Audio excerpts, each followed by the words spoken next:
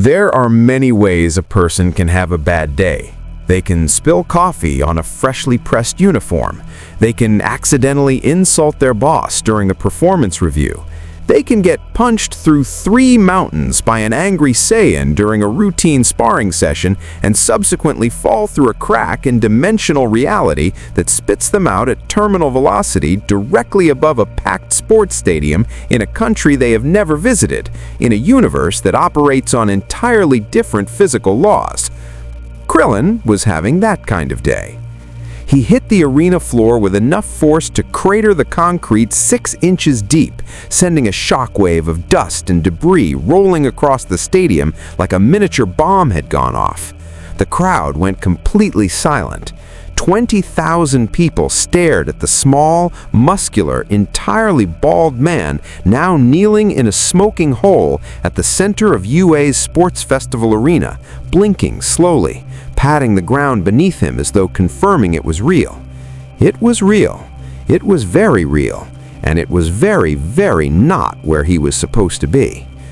Krillin stood up, brushed dust from his gi, and looked around at the frozen stadium, the frozen competitors, and the frozen commentator whose microphone was hovering halfway to his mouth with no words coming out of it.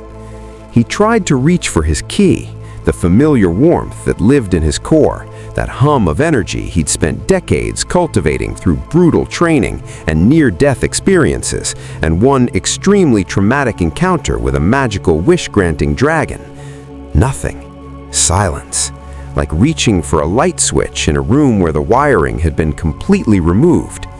His stomach dropped. He tried again. Nothing. Not a flicker. From somewhere above the stadium, a voice crackled over loudspeakers. We're going to take a short break." Present Mike's voice had lost approximately 90% of its usual enthusiasm. "Please remain calm. UA staff are responding." What followed was not calm. The crowd erupted. Students scrambled.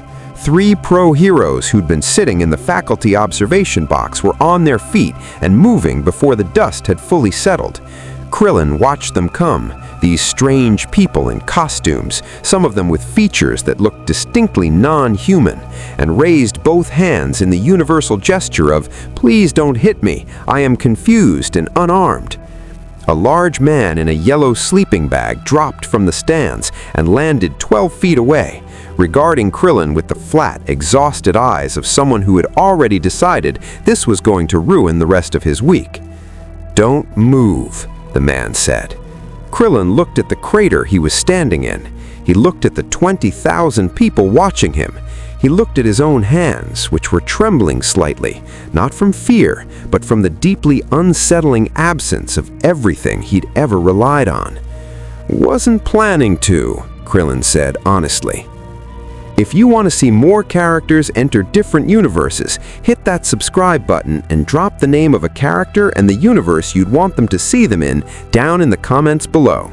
May the Force be with you. The interrogation room UA's security division used for unusual incidents smelled like industrial cleaning fluid and bureaucratic despair. Krillin sat on one side of a metal table. On the other side sat the man in the sleeping bag, who had introduced himself as Aizawa and who had not blinked in what felt like 4 full minutes.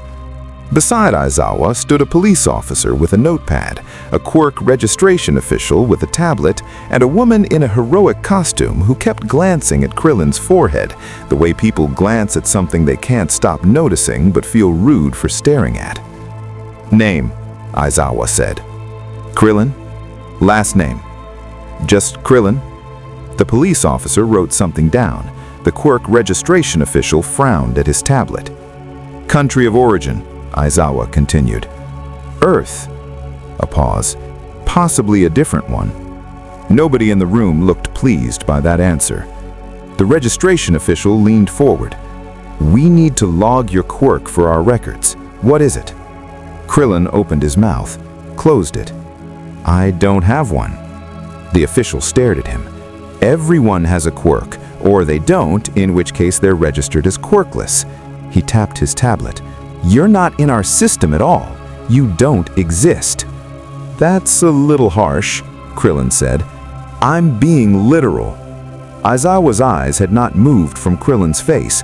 They had the quality of a man performing continuous, silent calculations. The impact crater you left measures 6 inches deep in reinforced UA-grade concrete, he said flatly. People don't survive falls that create 6-inch craters. Quirkless people especially don't. I'm very durable, Krillin offered. Why? Training? What kind of training produces this? The kind where you die a few times and come back stronger. Another silence. The woman in the heroic costume made a small, strangled sound. Aizawa's expression didn't change, but something behind his eyes sharpened. He slid a folder across the table. Inside were printed photographs, security footage stills from the moment of Krillin's arrival. The crater, the dust cloud, Krillin kneeling in the wreckage, looking profoundly inconvenienced. No energy signature was detected before your arrival. No quirk activation, no recorded entry point. You appeared from nothing. He tapped the photograph. I've been a hero for a long time. I've seen quirks that bend reality, duplicate matter, and reverse time. I have never seen nothing. Krillin looked at the photograph of himself. He looked exhausted in it. He felt exhausted looking at it. I had a power, Krillin said. Energy, internal.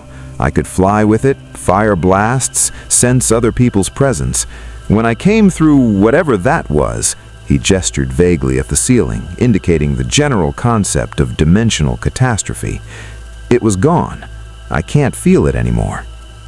The room was very quiet. Aizawa stared at him for a long moment. Then he picked up the folder, stood, and said 4 words that somehow contained both bureaucratic tedium and an enormous amount of implied suffering. Don't go anywhere, Krillin. Toshinori Yagi found him 20 minutes later, still sitting in the interrogation room, stress-eating a granola bar someone had left on the table. Whether it had been left for him intentionally or not, Krillin had decided he didn't care. Dimensional travel was hungry work. The man who walked in was tall, skeletal in a way that seemed at odds with his frame, like someone had designed a body for a much larger person and then dramatically reduced the filling. He had sharp blue eyes and a calm about him that was different from Aizawa's stillness. Where Aizawa's quiet felt like surveillance, this man's felt like patience. He sat down across from Krillin without introducing himself, folded his hands on the table, and studied him the way a craftsman studies an interesting piece of unfinished work. You've been through something, the man said. It wasn't a question. Several somethings, Krillin agreed. The security footage from the arena. The man slid his phone across the table. On it was the same crater photograph. Aizawa's assessment is that your survival suggests a quirk. The registration office believes you're an unregistered anomaly. The police think you might be a villain. He paused. I don't think any of them are right. Krillin looked at him carefully. What do you think? I think, Toshinori said slowly, that the way you stood up after that impact wasn't the movement of someone using a power. It was the movement of someone who has been hitting the ground their entire life and knows exactly how to get back up from it. He gestured at Krillin's hands. Your knuckles, your posture, the way you scanned the room when those heroes approached you, threat assessment, exit identification, minimum force positioning. That's not quirk instinct, that's trained instinct. There's a difference. Krillin was quiet for a moment. You know that difference personally. Something flickered in Toshinori's eyes. I do. For a moment, neither of them spoke. It was a particular kind of silence that exists between people who have both, in their own ways, built themselves out of something other than natural advantage. My name is Toshinori Yagi, the man said. I teach here, hero course. Krillin straightened slightly. You're a pro hero? Retired, mostly, a thin smile. I still teach, which means I still have some small amount of institutional authority.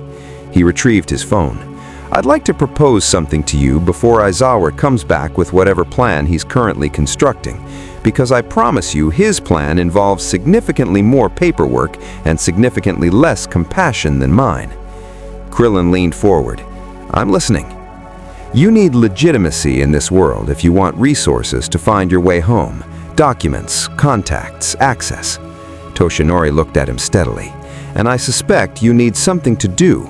People like you don't do well sitting still in small rooms waiting for bureaucracy to solve their problems. Krillin glanced around the interrogation room. Bold of you to assume I'm thriving right now. Toshinori almost smiled. Come with me. Aizawa's exact words upon being informed of Toshinori's proposal were, "Absolutely not." His second exact words, delivered 30 seconds later after Toshinori said several quiet things Krillin couldn't fully hear, were, "I want it on record that I think this is catastrophically stupid." His third exact words, delivered while signing a temporary provisional access form with the energy of a man signing his own execution order, were, "He touches nothing, breaks nothing, and the moment he becomes a liability, I'm expelling him from the premises. He's not a student. He has no quirk registration. He has no legal identity in this country." "Noted," Toshinori said pleasantly. "I'm serious, Toshinori." "I know you are." Aizawa looked at Krillin with the eyes of a man who had taught teenagers for years and developed a finely calibrated sense for exactly how much trouble a person was going to cause him. His expression suggested Krillin was scoring extremely high on that particular scale. "Basic combat training," Aizawa said flatly. "That's where we start. If you can't demonstrate functional capability in a structured environment, this conversation ends and you spend the next month in a government holding facility while we figure out what to do with you." He tucked the form under his arm. "You'll be assessed against a current student, someone whose quirk is combat applicable." A pause that felt deliberate. "Bakugo." Krillin nodded. "Sure. Who's Bakugo?" From somewhere down the hall, as if summoned by the mere utterance of his name, came the sound of a door slamming open and an extremely loud, extremely aggressive voice announcing to nobody in particular that he didn't care what the schedule said and he wasn't waiting around for some random intruder assessment like an extra standing in line. Bakugo Katsuki appeared in the doorway looking approximately as pleasant as a live grenade. He was blonde, sharp-eyed, and radiated the specific energy of someone who had been told they were exceptional so consistently that their entire personality had organized itself around proving it. His eyes landed on Krillin and performed a rapid, contemptuous assessment. "That's him?" Bakugo said. "He's tiny." "Perception noted," Krillin said. "No quirk?" "Currently, no." Bakugo stared at him. "So they want me to fight someone with no quirk?" He turned to Aizawa. "Is this a joke? Is this some kind of weird psychology exercise? Because I'm not doing a psychology exercise." "It's an assessment," Aizawa said. "Treat it accordingly." Bakugo looked back at Krillin with an expression that had shifted from contempt to something closer to offended bewilderment. In his experience, considerable, loudly documented, frequently explosive, people without quirks did not look like this. They didn't stand like this. They didn't meet his stare with the particular quality of calm that this short, bald, bizarrely built man was currently deploying. It was the calm of someone who had faced things that made a teenager with explosive sweat seem, comparatively, quite manageable. Krillin smiled politely. "When do we start?" The training ground smelled like scorched earth and ambition. It was one of UA's outdoor combat assessment areas, wide, flat, dotted with reinforced concrete pillars designed to survive quirk-based punishment. A small crowd had gathered along the observation railing above. Word traveled fast in a school full of teenagers, and the words Bakugo and quirkless stranger had traveled faster than most. Midoriya was there, notebook already open, pen hovering. Uraraka stood beside him looking uncertain. Ida had positioned himself at the railing with the upright posture of someone attending an official function.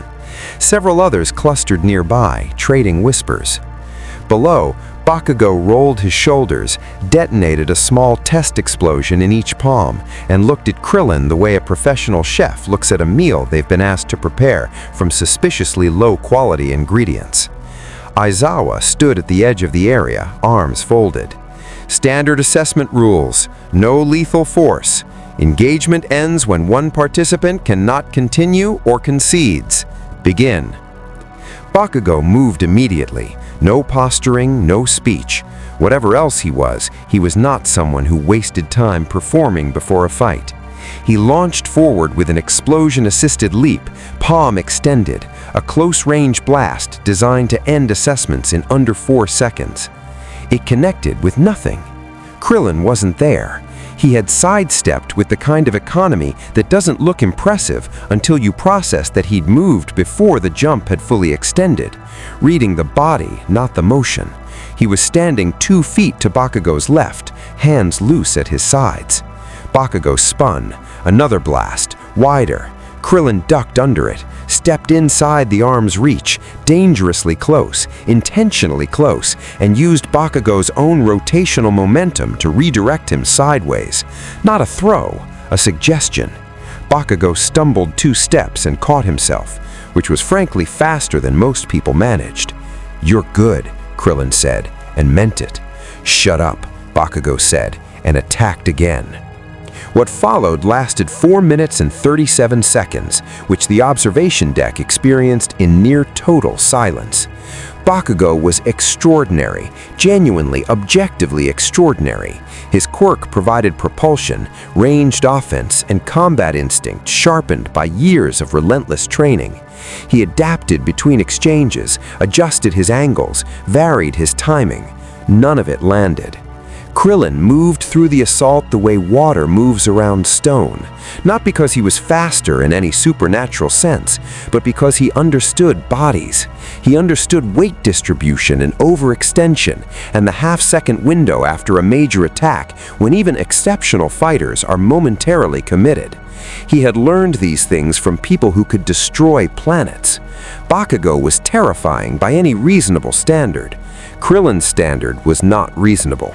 The assessment ended when Krillin caught a downward explosion thrust wrist, pivoted, and deposited Bakugo face first onto the concrete with a controlled takedown that was more physics demonstration than aggression. He stepped back immediately, no gloating. Bakugo lay still for exactly 2 seconds, then, again. "Assessment's over," Aizawa said from the sideline. His voice was flat as always, but his eyes hadn't left Krillin since the first exchange. Up on the observation deck, Midoriya's pen had not stopped moving once. Midoriya's notebook, Volume 37, Hero Analysis, Miscellaneous, contained by that evening 4 full pages dedicated entirely to Krillin. This was notable because most subjects earned half a page. All Might had earned 12, spread across multiple volumes, accumulated over years of obsessive documentation. The fact that a quirkless stranger from an unknown dimensional origin had generated 4 pages in a single afternoon said something significant about what Midoriya had witnessed. He reviewed his notes by lamplight after dinner, muttering quietly to himself the way he always did when working through something that didn't fit existing frameworks. No quirk activation detected at any point. Movement patterns inconsistent with standard quirkless combat training. Too precise, too reactive. Operates at a speed and efficiency that shouldn't be achievable without physical enhancement. And yet instrumentation confirms no energy output. How? He underlined how 3 times. The answer that kept surfacing was uncomfortable in the way that genuinely important answers often are. Krillin's fighting style didn't operate around a quirk because it had never been built around one. Every technique, every reflex, every instinctive read of his opponent's body, it was a complete system, self-contained, whole. Midoriya had spent years studying heroes. He understood that quirks were amplifiers. They made exceptional people extraordinary. But amplifiers required something to amplify. What Krillin was demonstrating was what happened when someone spent a lifetime building the foundation without the amplifier. And the foundation was, quietly, staggering. He closed the notebook and opened it again immediately because he'd thought of 3 more things. The next morning, he found Krillin in one of UA's smaller training rooms, an unused one, which Krillin had apparently discovered at approximately 5 in the morning based on the amount of sweat already involved. He was running through what looked like a kata, except the movements kept resolving into positions that Midoriya's pattern recognition couldn't complete, like watching 3/4 of a sequence whose final move existed in a different physics. "You're the one with the notebook," Krillin said, without stopping or looking up. Midoriya froze in the doorway. "How did you—" "You take notes the way I used to train, like you're scared of forgetting something important." He finished the sequence and turned around. "What do you want to know?"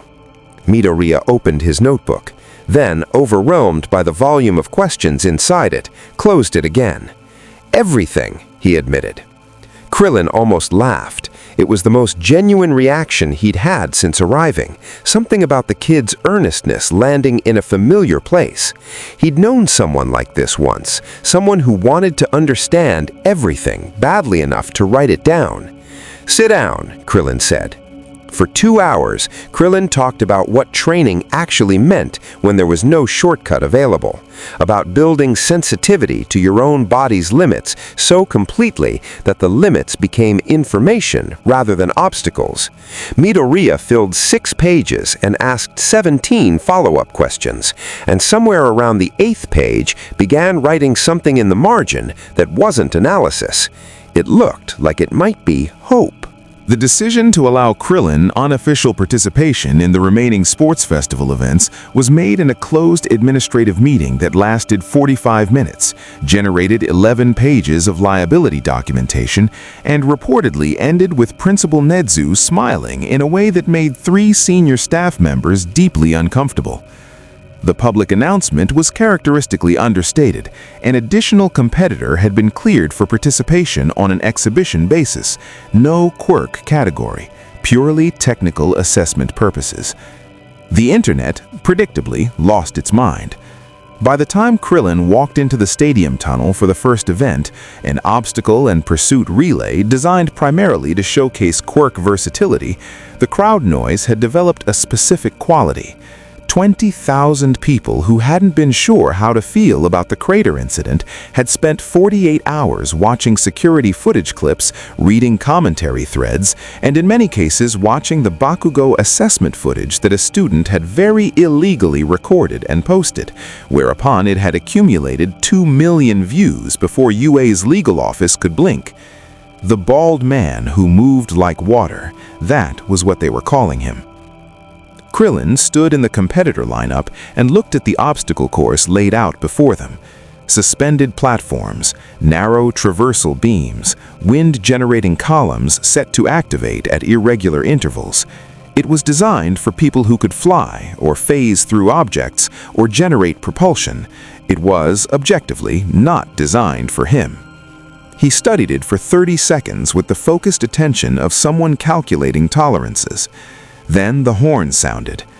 The students with flight quirks went vertical immediately, which was the obvious play. Several others used enhancement quirks to accelerate across the lower path. Bakugo blasted off in a controlled explosion arc, already furious about the footage situation and channeling it productively. Krillin ran the lower path. He ran it with a precision that the crowd took a moment to understand, because at first it looked like he was simply running, no spectacle, no visible power. But the wind columns activated in sequence and he wasn't where they were aimed. The narrow beams crossed at angles that should have required grip enhancement quirks, and he crossed them with balance so automatic it looked choreographed. A suspended platform sequence designed to collapse under sequential weight triggered, and he was already 2 platforms ahead of the trigger point. He finished 4th overall. Not first, 4th, behind 3 students with quirks specifically suited to this course design. The crowd response was disproportionate to 4th place. Present Mike, who had recovered approximately 70% of his usual enthusiasm since the crater incident, addressed it directly. "Folks, 4th place from a competitor with no quirk. I don't have words. I literally have no words." In the stands, a young woman tugged her companion's sleeve. "He's not doing anything special. Why does it feel special? Her companion, who had been watching very carefully, said, because he shouldn't be able to do it, and he's doing it anyway. In the competitor tunnel, Bakugo walked past Krillin without looking at him and said, at a volume calibrated precisely for one person, "5th place last year. Don't get comfortable." Krillin considered pointing out that Bakugo had finished second. He decided, charitably, to let it go. The match was Krillin versus Shoji Mezzo. Tentacle duplication quirk, exceptional reach, outstanding structural awareness. By conventional analysis, it wasn't close. Shoji could simultaneously cover every angle of approach, duplicate sensory organs for complete spatial awareness, and generate enough simultaneous contact points to neutralize any single vector attack. The brackets had generated some uncomfortable murmuring. Exhibition or not, putting a quirkless participant in a direct combat match felt, to several commentators, like content generated by a filing error. Krillin looked at the match bracket, looked at Shoji across the arena floor, and did the thing he'd been doing since he arrived. He studied. Not the quirk, the person using it, the weight distribution, the default positioning, the tells. He'd spent years fighting people who could destroy moons. He had learned to find the person inside the power. Shoji opened with coverage, duplicating arms in a wide fan formation, cutting off lateral movement, pressing forward steadily. It was patient, professional technique. Krillin retreated, not from fear, but from data gathering, moving backward in a curved path that told him everything he needed about Shoji's natural tracking instinct. Then he stopped retreating. He went straight through the arm formation, not over, not around, through, moving in the half-second gaps between contact points with a precision that was technically physically possible, and yet produced an audible reaction from the crowd that suggested they weren't entirely convinced it should be. Shoji's spatial awareness was extraordinary. Krillin's spatial awareness had been trained against opponents whose speed made Shoji's look frozen. He reached inside the formation and made contact with Shoji's center of balance, a single precise touch, redirecting downward momentum, nothing dramatic, and Shoji went to one knee. He recovered fast. He was good. He reset and came again, adjusting, narrowing the gaps. The next 2 minutes were the best Krillin had felt since arriving in this world, because this was language he spoke fluently. Two skilled people communicating entirely through motion, each sentence a technique, each response a counterargument. The crowd had stopped making noise, not the silence of boredom, the silence of attention. It ended when Krillin used Shoji's own reach against him, drawing a wide extension, stepping inside it at the exact moment of maximum overcommitment, and applying controlled pressure to the elbow joint. Not damaging, precisely not damaging, just enough to make continuing non-viable. Shoji tapped the ground, a clean, professional concession. The stadium sound came back all at once, like a wave breaking. Midoriya was writing so fast in the stands that Uraraka touched his arm in concern. Aizawa, watching from the faculty box, uncrossed and recrossed his arms, a movement so small that only Toshinori, seated beside him, recognized it as the physical equivalent of a significant admission. "He's not a liability," Toshinori said quietly. "I know what he is," Aizawa said. "Then you know what comes next." Aizawa was quiet for a moment, watching Krillin bow respectfully to Shoji in the arena below, the crowd still processing what they'd witnessed. "The licensing exam," Aizawa said with the tone of a man who had already begun writing the paperwork in his head and resented every page of it.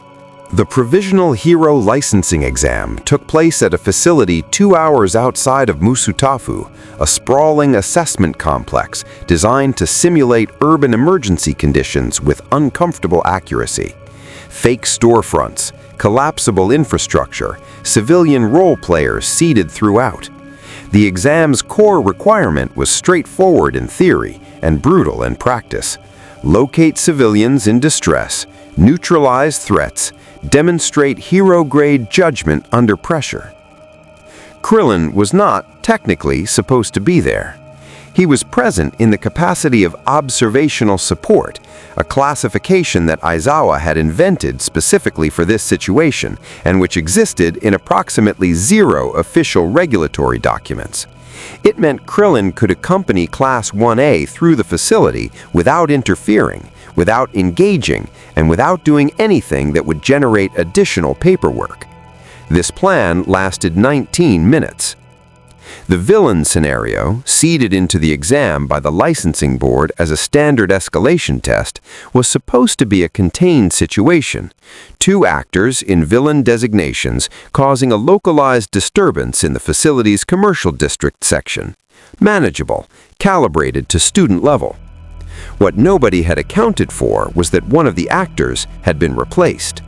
The replacement wasn't an actor. He was a mid-tier villain named Clutch, wanted in 3 prefectures, who had apparently decided that a facility full of UA students and minimal pro-hero supervision represented an appealing operational window. His quirk generated gravitational compression fields. He could crush objects, pin targets to surfaces, and create localized pressure zones that turned open space into a trap. He activated it in the commercial district section at minute 19, pinning 6 student examinees and 4 civilian role players to the nearest surfaces with the casual efficiency of someone who had done this before. Krillin watched it happen from 40 meters away. He thought about observational support. He thought about Aizawa's paperwork. He thought about the liability documentation from the sports festival that had been 11 pages long and had probably gotten longer since.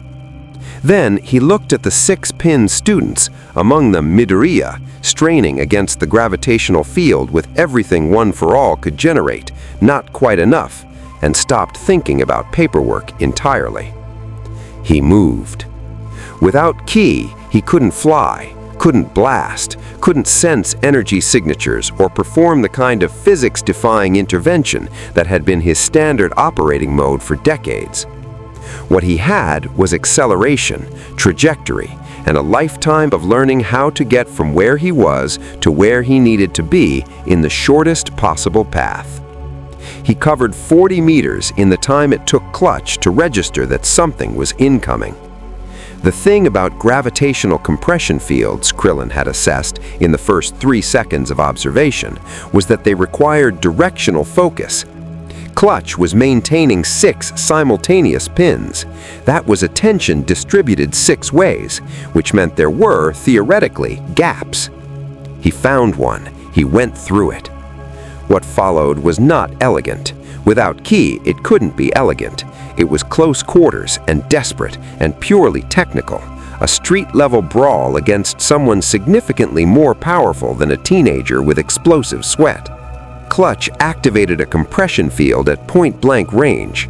Krillin felt it grab and redistributed the force through his stance, knees bending, weight dropping, using the compression itself as resistance training he'd never asked for. Then he got his hands on Clutch's wrists, and that part, at least, was very familiar. Clutch hit the pavement hard enough to confirm he was finished.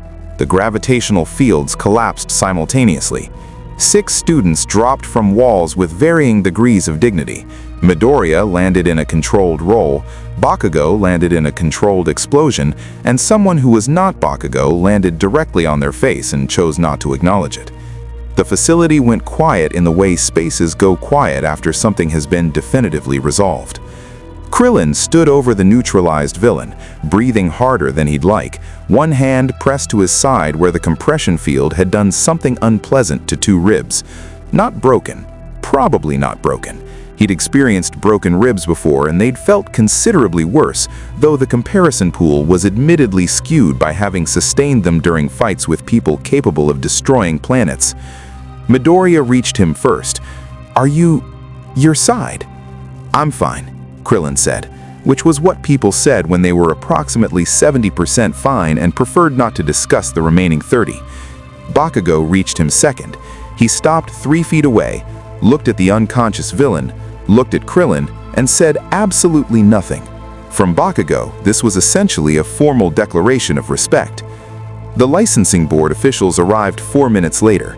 They secured clutch, assessed the students, and stood in a cluster regarding Krillin with expressions containing equal parts administrative uncertainty and reluctant admiration. One of them pulled out a tablet. The debrief took 2 hours. Krillin answered questions with the patience of someone who had once spent 3 days dead and therefore found bureaucratic processes entirely manageable by comparison. Yes, he had intervened. Yes, he understood he wasn't licensed. Yes, he accepted the regulatory complication this created. The board member across the table studied him for a long moment. Then she looked at her tablet. Then she reviewed the facility's internal monitoring footage, which had captured everything with uncomfortable clarity. She stamped a form. "Provisional hero license," she said, "contingent on formal registration processing, which your supervising instructor," she glanced at Aizawa standing in the corner with the expression of a man watching a natural disaster he had repeatedly predicted, "has agreed to facilitate." A pause. "Effective immediately." Krillin looked at the provisional license card. It had his name on it, just Krillin. The photograph was unflattering in the universal way of official photographs, and his head was very visibly bald, and the lamination was applied at a slightly crooked angle. It was the best thing he'd received since arriving in this world. Toshinori found him afterward on the facility steps, license balanced on one knee. The older man sat beside him without comment, and they shared the comfortable silence of people who understood each other's particular kind of tired. "What happens now?" Krillin asked. "Now you're a hero, in this world at least." Toshinori looked at the horizon. "What you do with that is yours to decide." Krillin thought about home. He thought about Goku, who was probably training and hadn't noticed he was missing yet, simultaneously insulting and deeply on brand. He thought about 6 students pinned to walls, 19 minutes of observational support.